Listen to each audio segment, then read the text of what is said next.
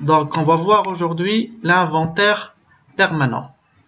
D'abord, on va commencer par le principe général de l'inventaire permanent, bien par une définition de l'inventaire permanent. Donc, on appelle inventaire permanent l'organisation des comptes de stock qui, par l'enregistrement des mouvements de stock, permet de connaître de façon constante en cours d'exercice les existants chiffrés en quantité et en valeur.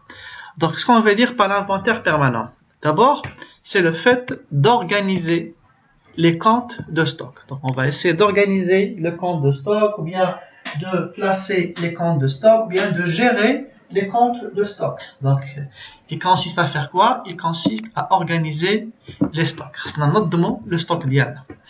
Comment on va l'enregistrer, ce stock? Par l'enregistrement des mouvements de stock. On va enregistrer les mouvements de stock, ou bien on va enregistrer les entrées et les sorties. Les mouvements de stock veulent dire bien sûr les entrées et les sorties qu'on a au niveau du stock. Donc l'organisation du stock se fait en faisant bien sûr l'enregistrement des mouvements, ou bien l'enregistrement de ces mouvements. Et l'enregistrement de ces mouvements, à quoi il va aboutir? Il va permettre, ou bien il permet de connaître de façon constante en cours d'exercice les existants chiffrés en quantité et en valeur. Donc c'est quoi l'objectif? C'est le fait de connaître de façon constante ou bien de façon continue. Comment ça? En cours de l'exercice, pendant l'exercice et non pas jusqu'à la fin de l'exercice. En cours de l'exercice, on va pouvoir connaître ce qui existe dans le stock. On a 9 stocks en quantité et en valeur, ou bien en volume si vous voulez, et en dirhams. On a le stock en quantité et en valeur. Donc, on a l'inventaire permanent. On répète, bien on résume ce qu'on vient de dire, c'est le fait d'organiser les comptes de stock. Le stock ديالنا. كيفاش كنظموا le stock ديالنا en enregistrant ces mouvements, يعني كنسجلوا les mouvements ديالو, les entrées ou les sorties, داكشي اللي دخل stock وداكشي اللي خرج منه. Pour quelle raison? Pour pouvoir connaître de façon constante en cours de l'exercice les existants. Durant l'exercice, ماشي حتى la fin de l'exercice. Durant l'exercice ou là en cours de la période et de façon constante, de façon permanente, de façon continue, chaque fois. Et non pas jusqu'à la fin de l'année. Ce qu'on a au niveau du stock en quantité et en valeur. En kilogrammes de matière première, combien d'unités de produits finis, combien on a de kilogrammes de marchandises, combien on a d'unités de marchandises, et quelle est sa valeur. Est-ce qu'on a 1000 dirhams de stock, 10 000 dirhams de stock final, 20 000 dirhams de stock initial. Voilà. Voilà donc à quoi sert l'inventaire permanent. Ensuite, le principe de l'inventaire permanent, bien les principes de l'inventaire permanent sont valables pour tous les éléments stockés dans l'entreprise, que ce soit des matières premières, des produits intermédiaires, des produits finis, des marchandises, etc. Donc on applique le même principe, bien on applique les mêmes règles, que ce soit pour les stocks de marchandises, de matières, bien pour n'importe quel stock de marchandises. Pour n'importe quel élément stocké, qu'il soit un stock de marchandises ou autre. On applique les mêmes méthodes. Ensuite, la comptabilité analytique se doit de calculer les coûts. Bien sûr, on avait dit que l'objectif de la compta analytique, c'est quoi? C'est le fait de déterminer les coûts. C'est le fait de calculer les coûts. C'est le principal objectif de la compta analytique.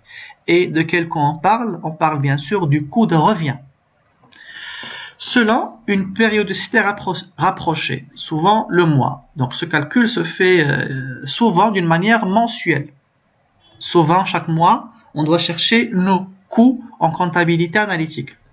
Elle ne peut se contenter de connaître les stocks et donc les consommations une fois dans l'année, comme le fait la comptabilité générale à l'aide de l'inventaire intermittent, bien à l'aide de l'inventaire physique.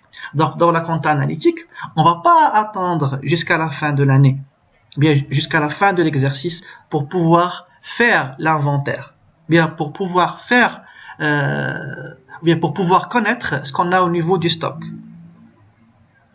Mais, on a dit ça, on le fait souvent chaque mois. On le fait d'une manière mensuelle. Par contre, en comptabilité générale, l'inventaire est fait une fois par année, à la fin de l'exercice. Et comment on l'appelle? L'inventaire intermittent, ou bien l'inventaire physique.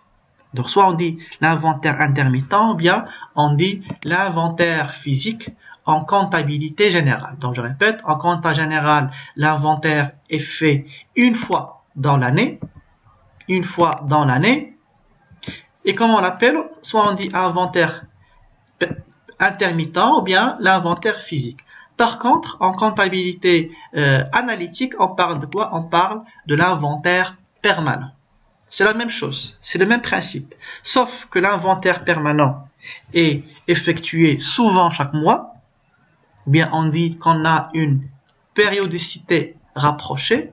Par contre, l'inventaire intermittent, il est effectué une fois par année, ou bien une fois par an, ou bien à la fin de l'exercice. Et il est fait bien sûr en comptabilité générale. On appelle aussi l'inventaire physique. Par contre, en comptabilité analytique, on parle de l'inventaire permanent et, comme je vous ai dit, il est fait souvent chaque mois. Ensuite,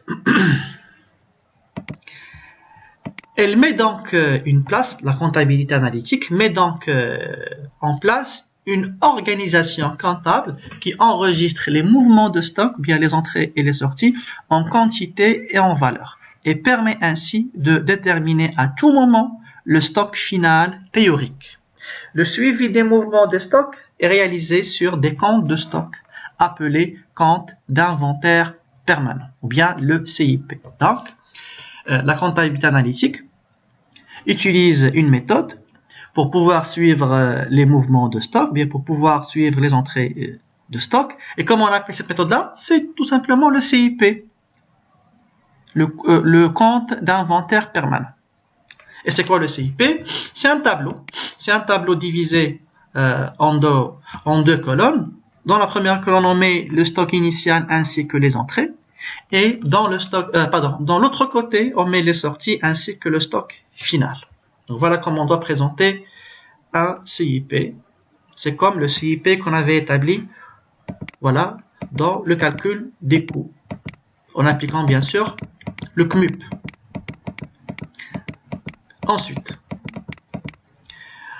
le coût d'entrée varie en fonction des éléments sortis. Eh bien, les entrées en stock varient selon ce qu'on a comme élément. Par exemple, si on a des matières, lorsqu'on a des matières, on avait dit que au niveau des entrées, on met quoi? On met le coût d'achat. Et si on a des produits intermédiaires ou bien des produits finis, on met quoi au niveau des entrées? Le coût de production. Voilà. Et on a dit aussi qu'un CIP doit toujours être équilibré. Un compte de stock doit toujours être équilibré. Comment ça? Toujours, on doit avoir l'égalité entre le stock initial et les entrées. Donc, ou bien le stock initial et les entrées doivent toujours être égales au stock final plus les sorties. Et si on veut déterminer n'importe quel élément, on va revenir à cette formule. Par exemple, si on veut chercher les sorties, comment on fait? On prend les entrées plus la variation de stock. Autrement dit, si on veut chercher les sorties, comment on va faire? On commence par le stock initial, plus les entrées, moins le stock final. Donc voilà donc ce que vous devez connaître, bien un petit résumé sur le compte d'inventaire permanent. Ensuite, quelles sont les méthodes qu'on va utiliser pour pouvoir établir ce compte d'inventaire permanent, bien pour pouvoir évaluer les sorties de stock? Parce que l'objectif, c'est quoi? C'est le fait de savoir, ou bien de connaître nos sorties, la valeur de nos sorties et la valeur du stock final. C'est l'objectif, voilà, de cette évaluation. Donc, pour pouvoir évaluer les sorties, on a différentes méthodes. Mais on va étudier principalement deux méthodes. Lesquelles? Les méthodes du coût moyen pondéré et les méthodes d'épuisement des lots. Je répète, on va étudier principalement deux méthodes. Lesquelles? Les méthodes du coût moyen pondéré et les méthodes d'épuisement de l'eau.